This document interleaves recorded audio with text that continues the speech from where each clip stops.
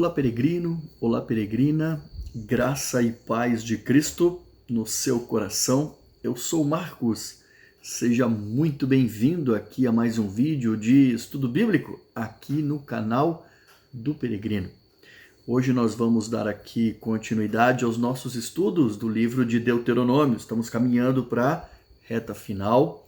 Iniciaremos então agora aqui o terceiro discurso de Moisés, falando aqui neste vídeo do capítulo 27 do livro de Deuteronômio. Seja muito bem-vindo aqui ao canal. Você que ainda não é um inscrito, fica aqui um convite para que você faça aqui a tua inscrição. Junte-se a nós, vamos caminhar conosco. Será um prazer, um privilégio termos aqui a sua companhia. Não esqueça também aí de ativar o sininho para você receber uma notificação toda vez que eu postar aqui um conteúdo novo no canal. E na descrição você também vai encontrar o endereço para poder seguir o Peregrino nas mídias sociais. Vai estar tudo aqui embaixo na descrição para vocês. Você que tem acompanhado aqui os vídeos de estudo bíblico do livro de Deuteronômio, você vai perceber que eu tenho dito aqui que no livro de Deuteronômio nós temos apenas 3 discursos de Moisés. Isso se deve ao fato de que eu estou utilizando como referência o esboço da Bíblia NVT, da nova versão transformadora. Algumas versões bíblicas, de modo diferente, como por exemplo a Nova Almeida atualizada, ela vai dividir aí esse terceiro discurso em 2 partes. Então, portanto, na Nova Almeida atualizada, nós teremos aí o terceiro discurso do capítulo 27 e 28, e depois os capítulos 29 e 30, eles colocam o título de quarto discurso de Moisés. Mas vamos lá, você pode estar se perguntando, mas Marcos, o que isso muda no texto bíblico? Nada. Absolutamente nada. O que isso altera no plano de Deus para a nação de Israel? Nada. E o que isso muda então no plano de redenção de Deus para a humanidade? Nada. Isto é apenas uma forma que os editores de cada uma das versões, das traduções, entendeu ser a melhor para poder facilitar a compreensão e a leitura dos textos bíblicos. Tá certo? Pois bem, esclarecido isto posto, né, vamos então aqui ao nosso estudo. Eu apenas quero, antes de iniciarmos aqui, fazermos uma oração. Eu vou pedir para que você me acompanhe. Querido Deus, nosso Pai, estamos aqui novamente diante da Tua presença para o estudo de mais um texto da Tua Palavra. Pedimos, Senhor, a tua guia, a Tua companhia, que o Espírito Santo possa nos ajudar nesse momento, abrindo a nossa mente, o nosso coração, o entendimento, nos dando sabedoria e discernimento, para que nós possamos compreender o texto bíblico. E mais importante, Senhor, fale conosco através da Tua palavra, para que nós possamos aprendermos como sermos filhos melhores diante da Tua presença. Em nome de Jesus nós oramos e agradecemos por tudo. Amém. Eu vou estar utilizando aqui o texto da nova versão transformadora. Você vai me acompanhando aí na sua versão bíblica. Tenho certeza que nós vamos nos entender muito bem. E aquilo que eu sempre digo, se porventura surgir alguma dúvida, algum comentário, não tenha receio. Deixa aqui a tua pergunta, a tua opinião, o teu parecer, o teu comentário aqui embaixo e a gente vai interagindo por aqui também, ok? Na verdade, é o que eu sempre falo, o vídeo de estudo bíblico, ele tem essa finalidade de criar exatamente esse vínculo de interação, tá certo? Então, o texto bíblico, ele começa na primeira parte falando sobre a promulgação da lei, né? Ou então o altar no Monte Ebal. Depende aí da versão bíblica que você vai estar utilizando. Vamos aqui ao primeiro versículo que diz o seguinte: Então Moisés, acompanhado dos líderes de Israel, deu a seguinte ordem ao povo: obedeçam todos esses mandamentos que hoje lhes dou. quero fazer aqui um parênteses. Eu achei esse primeiro versículo bastante interessante, muito legal, porque existe essa parte do texto que diz Moisés acompanhado dos líderes de Israel. Outras versões bíblicas vão trazer aí Moisés e os anciãos de Israel. É preciso lembrarmos aqui que nós estamos já nos capítulos finais do livro de Deuteronômio e Moisés sabia que se aproximava o dia da sua partida, o dia da sua morte. E aí você fala, mas Moisés sabia que ele ia morrer? Sim, Moisés já tinha, um relacionamento tão íntimo com Deus que Deus disse para ele que ele não entraria na terra prometida. Você pode, inclusive, encontrar isso em Números, capítulo 27, entre os versos 12 e 14. Bom, e aí o que eu acho bem interessante aqui, bem legal, é que aqui Moisés nos dá mais uma baita lição, uma baita aula de liderança. Alguma coisa que serve aí para a nossa vida. Ele era o cara de referência para o povo de Israel. E como ele sabia que em breve ele então não estaria mais junto ao povo, era necessário fortalecer a liderança daqueles que ficariam à frente da nação. Josué recebeu aí esse bastão, mas os anciãos sempre tiveram papel muito importante nesse processo de liderança e gestão do povo de Israel. Muito legal isso, não é mesmo? Então vamos adiante, versículo 2.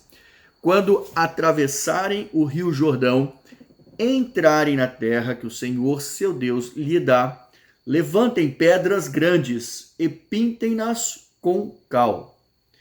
Escrevam nelas todos os termos da lei, quando atravessarem o rio para entrar na terra que o Senhor, seu Deus, lhes dá, uma terra que produz leite e mel com fartura, conforme lhes prometeu o Senhor, o Deus de seus antepassados.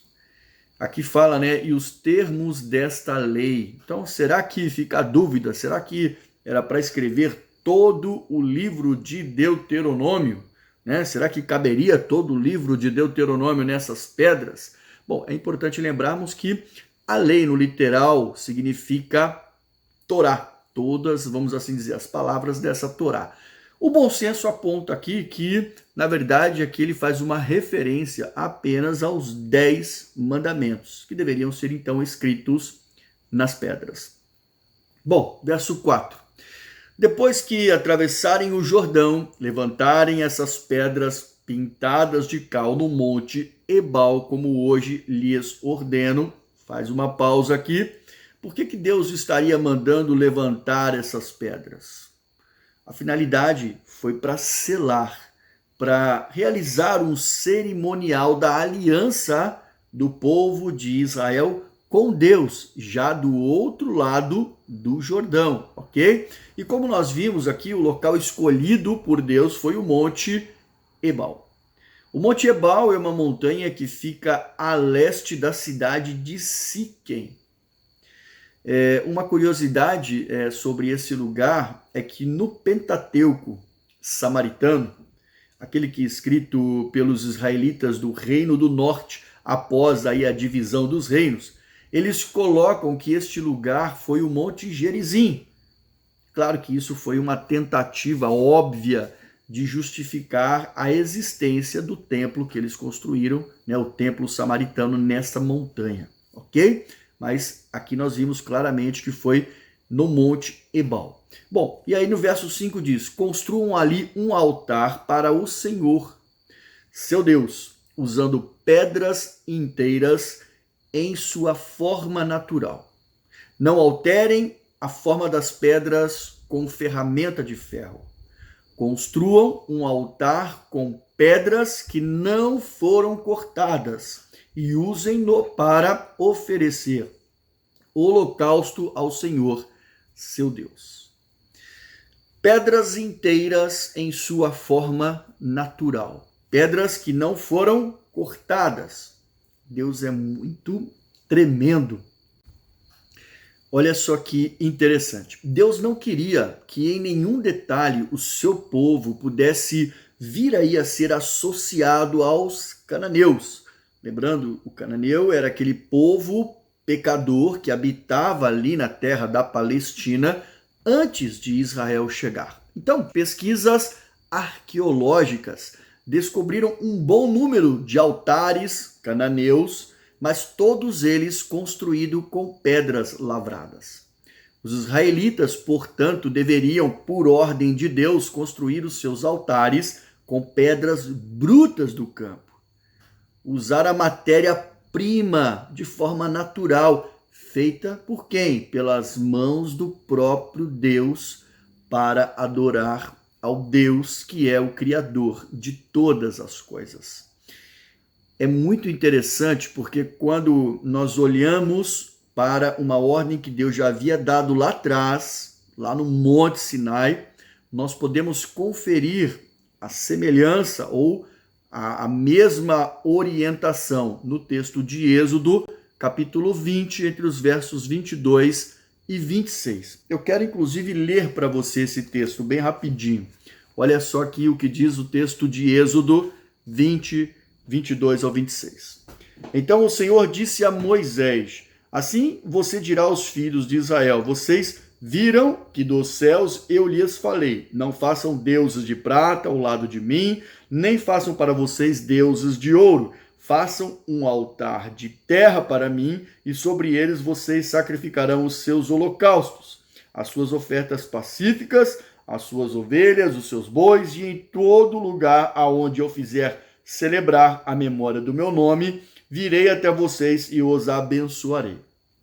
Se vocês fizerem um altar de pedras para mim, não o façam de pedras lavradas, pois se fizerem uso de ferramenta, vocês estarão profanando o altar. E nem subam ao altar por degraus, para que ali não seja exposta a sua nudez. Muito top isso, não é mesmo? Então Deus já havia determinado em Êxodo 20 como que deveriam ser os altares. Aqui só está sendo confirmado aquilo que ele já havia determinado. E por que Deus não queria o uso de ferramentas para lavrar as pedras? Para não profanar o altar. Ok? Verso 7. Apresentem também sacrifícios de oferta de paz e celebrem comendo e alegrando-se na presença do Senhor, seu Deus. Quando nós estudamos o livro de Levítico, nós falamos lá no capítulo 3 sobre os procedimentos para ofertas de paz. Bem rapidinho, só para a gente recapitular aqui, ofertas, existiam ofertas que eram feitas para expiar pecados, transgressões, mas outras serviam para afirmar que estava tudo bem, tudo ok entre o Senhor e o ofertante. Era o caso, por exemplo, das ofertas de paz. As ofertas de paz, elas também são conhecidas na Bíblia como ofertas de comunhão. Essas ofertas, elas tinham por finalidade testificar a totalidade do relacionamento entre Deus e o ser humano. Ok? Verso 8, então. Escrevam de forma bem visível todos os termos desta lei nas pedras pintadas de cal. Em seguida, Moisés e os sacerdotes levitas disseram a todo Israel: faça silêncio e ouça, ó Israel. Hoje você se tornou o povo do Senhor, seu Deus. Bom, mais uma vez aqui nós temos a participação da liderança na fala de Moisés, só que dessa vez os sacerdotes levitas. Mas o que eu quero dizer para você aqui, nós temos uma citação aqui que pode gerar um entendimento, o povo só se tornou de Deus ali naquele momento? Não. Quando se refere à palavra hoje, na verdade Israel já havia firmado aliança com o Senhor e já era o povo de Deus.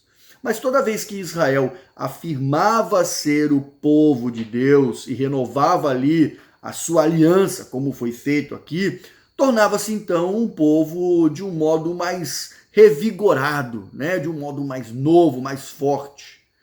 Renovar o compromisso com o Senhor é como se iniciasse um novo relacionamento com Ele, tá certo? Então por isso que fez-se questão de citar aqui: hoje vocês são o povo de Deus. Eles já eram, mas ali eles estavam firmando uma mais uma vez reafirmando a aliança com Deus como povo de Deus, ok? Versículo 10 diz o seguinte: obedeça, portanto, ao Senhor, seu Deus, cumprindo todos esses mandamentos e decretos que eu lhes dou hoje. Amém? Bom, e agora, terminamos aqui uma primeira parte, nós vamos entrar agora numa segunda parte deste capítulo, que vai falar sobre maldições pronunciadas no Monte Ebal. Tá? Desde agora aqui no capítulo 27 até o capítulo 30, nós vamos ver que esse terceiro discurso de Moisés, ele vai falar muito sobre aquelas cláusulas condicionais que eu sempre tenho dito nos nossos estudos de Deuteronômio, de bênçãos e maldições. Se vocês forem obedientes, cumprir os mandamentos, serão uma nação abençoada, próspera, que Deus levará vocês adiante. Agora, no entanto, se não cumprir os mandamentos, se negligenciar, se errar, se não se arrepender, vocês então serão castigados e o juízo de Deus virá sobre vocês. É sobre isso que nós vamos ver agora durante esse terceiro discurso de Moisés. E eu acho esse discurso incrível, porque ele também é um discurso profético, principalmente quando nós olhamos para a história do povo de Israel, como que ela se desenrolou ao longo dos anos. Nós vamos ver que tudo aquilo que Deus disse aqui cumpriu ao povo de Israel.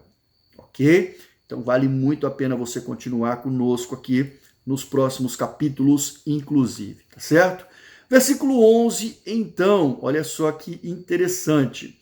No mesmo dia, Moisés deu ao povo a seguinte ordem: quando atravessarem o rio Jordão, as tribos de Simeão, Levi, Judá, Issacar, José e Benjamim ficarão no monte Gerizim, de onde proclamarão uma bênção sobre o povo. As tribos de Rubem, Gade, Aser, Zebulon, Dan e Naphtali ficarão no monte Ebal, de onde proclamarão uma maldição. Então, 6 tribos em cada monte. Monte Gerizim, Simeão, Levi, Judá, Issacar. O texto traz José, tribo de Manassés, né? E Benjamim, ok? E no monte Ebal, Rubem, Gade, Aser, Zebulon, Dan e Naphtali. Nós já falamos aqui sobre a localização do monte Ebal. Nós vimos agora que surge então o monte Gerizim.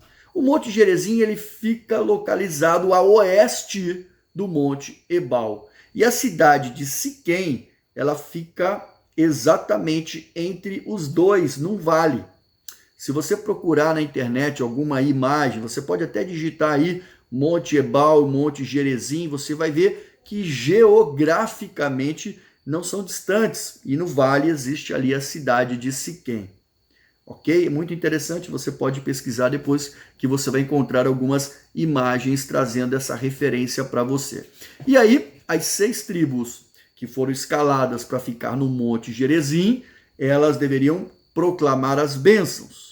E as 6 tribos escaladas para o Monte Ebal para proclamar maldições. Nós vamos ver que para cada maldição que o povo deveria proclamar, eles também deveriam selar com amém. E o amém, que é uma palavra hebraica, significa assim seja. As tribos escolhidas ou seus representantes deveriam estar cuidadosamente dispostos, de forma que, na leitura dos termos da aliança, eles repetiam aquilo que os levitas falavam e todos, então, gritavam amém, declarando assim que concordavam com os termos que foram ditos. E nós vamos ver, então, agora, né, quais foram esses atos ou ações que tornavam aí, no caso específico do capítulo que nós estamos estudando, 27, das maldições, aquilo que tornava uma pessoa maldita.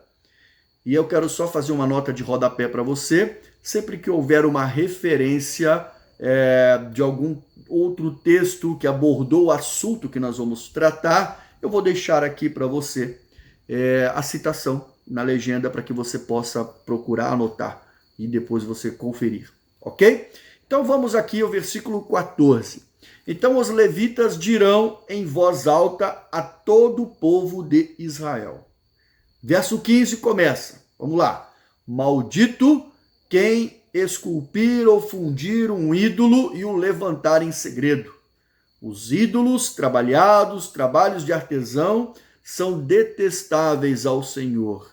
E todo o povo então responderá: amém. Lembrando que esse comportamento, ele feria diretamente o coração de Deus, né? Por violar aí, sem sombra de dúvida, o segundo mandamento, né, dos 10 mandamentos, ok? Bom, verso 16. Maldito quem desonrar pai ou mãe. E todo o povo então responderá: amém.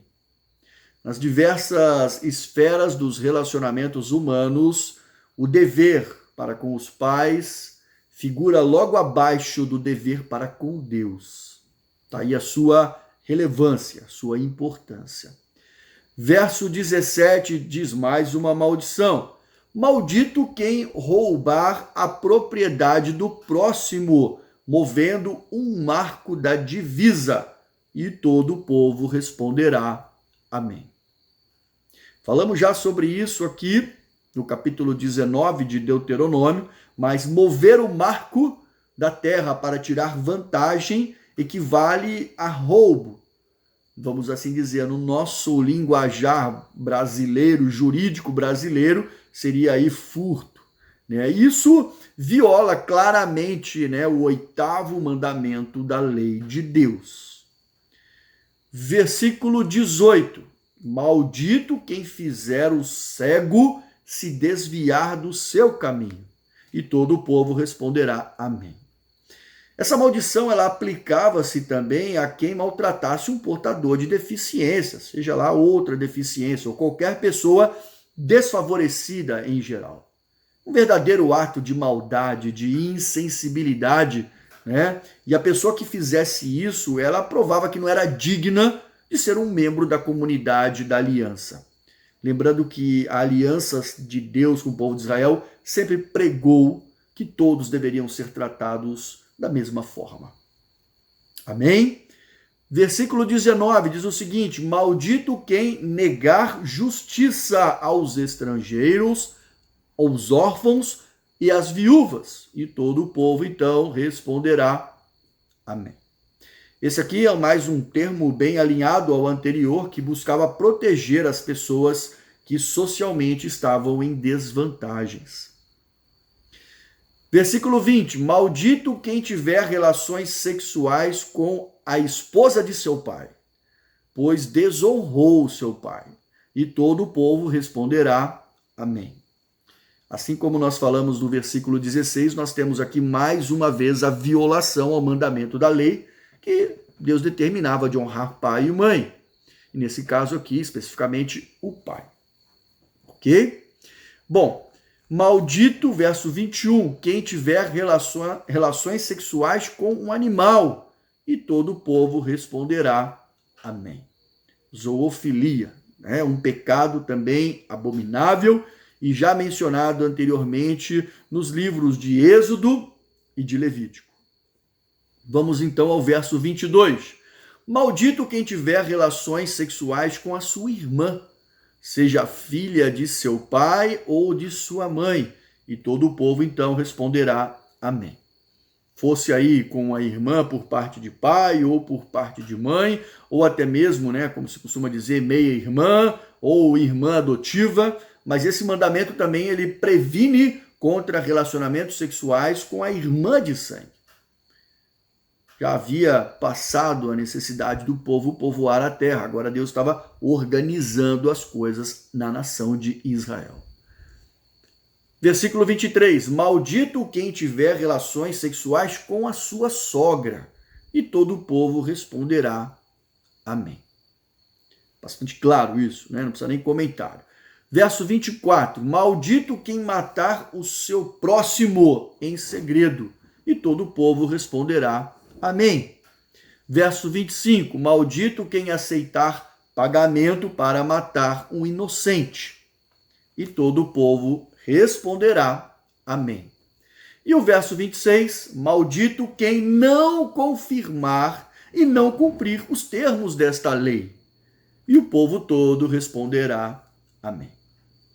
Curiosamente, são 12 declarações de maldições, ok? É interessante também que, ao declarar amém a cada maldição anunciada, o povo estava invocando maldições sobre si, caso eles viessem, lógico, né, a desobedecer os termos dessa aliança. Tá claro? Bom, mas olha só, para toda má notícia, há sempre uma boa notícia. Eu não quero terminar aqui esse vídeo falando de maldições para você. Algo muito melhor de Deus para nós, aquilo que ele nos deu. Deus determinou, sim, a maldição para todo aquele que estão sob o jugo da lei. Mas ele também nos deu Cristo Jesus. Cristo nos resgatou de toda a maldição da lei e se fez maldito em nosso lugar. Para quebrar toda a maldição sobre a nossa vida, nós temos nada mais, nada menos do que o Evangelho de Cristo Jesus. As boas novas que, pela graça de Deus, nos alcançou e nós respondemos positivamente a esse chamado, por isso somos livres de tudo isso. E eu quero aqui então finalizar com você, trazendo o que está escrito em Gálatas, capítulo 3, entre os versos 10 e 14. Me acompanha na leitura aqui, olha só. Pois todos os que são das obras da lei estão debaixo da maldição, porque está escrito, maldito todo aquele que não permanece em todas as coisas escritas no livro da lei, para praticá-las. E é evidente que, pela lei, ninguém é justificado diante de Deus. Por quê? Porque o justo viverá pela fé. Ora, a lei não procede de fé, mas aquele que observar os seus preceitos, por eles viverá. Cristo nos resgatou da maldição da lei, fazendo-se ele próprio maldição em nosso lugar, porque está escrito, maldito todo aquele que for pendurado em um madeiro. Para que a bênção de Abraão chegasse aos gentios em Cristo Jesus, a fim de que recebêssemos pela fé o Espírito prometido. Amém? Muito melhor terminarmos assim, não é verdade? Sabendo que pela graça de Deus somos livres de toda e qualquer maldição e jugo da lei. E assim nós terminamos mais um capítulo e mais um vídeo de estudo bíblico. Na próxima aula nós iniciaremos aqui o capítulo 28, um capítulo também incrível que você não pode perder. Obrigado por você ter ficado comigo aqui nesse vídeo. Se você ainda não é um inscrito, olha só, eu quero reforçar um convite para que você faça aqui a sua inscrição. Me dê o privilégio de ter a sua companhia nessa jornada. E não se esqueça de curtir, deixar o seu comentário e, claro, compartilhar esse vídeo, convidando outras pessoas para juntar-se a nós, ok? Deus abençoe a sua vida poderosamente. E se Deus quiser, até o próximo vídeo aqui no canal do Peregrino. Até lá.